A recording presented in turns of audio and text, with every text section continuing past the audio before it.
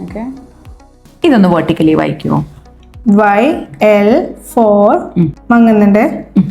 Clear ആയി വരുമ്പോൾ വായിക്കേ, പതുക്കെ ക്ലിയർ ആയി വരും. EA8 തലവേദനക്കുണ്ട് മാം. തലവേദനക്കുണ്ട്. ഇങ്ങനെ വായിക്കുമ്പോൾ തലവേദന വരുന്ന ആളുകളാണോ നിങ്ങൾ? ഞാൻ സ്ഥിരമായിട്ട് കേൾക്കുന്ന ഒരു ചോദ്യമാണ്, തലവേദനയ്ക്ക് എന്തെങ്കിലും ശാശ്വതമായി പരിഹാരമുണ്ടോ? അപ്പൊ ഞാൻ അവരോട് പറയും, തലവേദന 2 കാരണങ്ങൾ കൊണ്ടാണ്.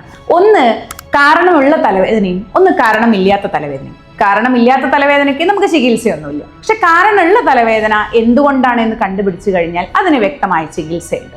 ഭൂരിഭാഗം തലവേദനയും കണ്ണായി ബന്ധപ്പെട്ടതാണ്. അതുകൊണ്ട് തന്നെ വിട്ടുമാറാത്ത തലവേദന ഉണ്ടാവുമ്പോൾ മിക്ക ഡോക്ടേഴ്സും 2-3 കൺസൾട്ടേഷൻസ് കഴിയുമ്പോൾ അവർ കണ്ണ് പരിശോധിക്കാൻ ആവശ്യപ്പെടും. അപ്പൊ നമ്മൾ സാധാരണ ഒരു കാഴ്ച പരിശോധനയിൽ മാത്രം അത് ഒതുക്കി കഴിഞ്ഞാൽ ഈ തലവേദന കണ്ണായി ബന്ധപ്പെട്ടതാണെന്ന് അറിയാൻ സാധിക്കില്ല. തലവേദന കണ്ണായി ബന്ധപ്പെട്ടിട്ട് 2 കാരണങ്ങൾ കൊണ്ടാണ് വരുന്നത്. ഒന്ന് പരിഹരിക്കാത്ത കാഴ്ചക്കുറവ്. അത് നമുക്ക് കാഴ്ച പരിശോധിച്ച് കഴിഞ്ഞാൽ എന്തെങ്കിലും കാഴ്ചക്കുറവ് ഉണ്ടോ അല്ലെങ്കിൽ ഒളിഞ്ഞിരിക്കുന്ന കാഴ്ചക്കുറവ് ഉണ്ടോ എന്ന് നമുക്ക് തിരിച്ചറിയാൻ സാധിക്കും. ഇനി കാഴ്ച ഫുള്ളായി ഇരുന്നാൽ പോലും ചില ആളുകൾക്ക് തലവേദന ഉണ്ടാവും. അതും കണ്ണായി ബന്ധപ്പെട്ടതാണ്. അത് കണ്ണിന്റെ മസിൽസിന്റെ പ്രവർത്തനത്തിൽ വരുന്ന മാറ്റങ്ങൾ കൊണ്ടാണ്.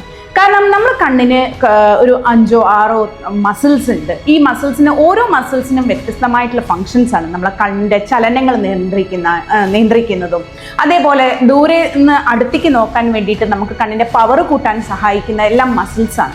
അപ്പൊ ഇവരുടെ എല്ലാം പ്രവർത്തനത്തിൽ എന്തെങ്കിലും കുറവോ ഇനി കൂടുതലോ ഉണ്ടായാൽ പോലും തലവേദന ഉണ്ടാവും. അപ്പോൾ ഈ തലവേദന കണ്ണായി ബന്ധപ്പെട്ടതാണെന്ന് അറിയാൻ വേണ്ടി നമ്മൾ ചെയ്യേണ്ട ടെസ്റ്റ് ഓർത്തോപ്റ്റിക്സ് ഇവാലുവേഷൻ ആണ്.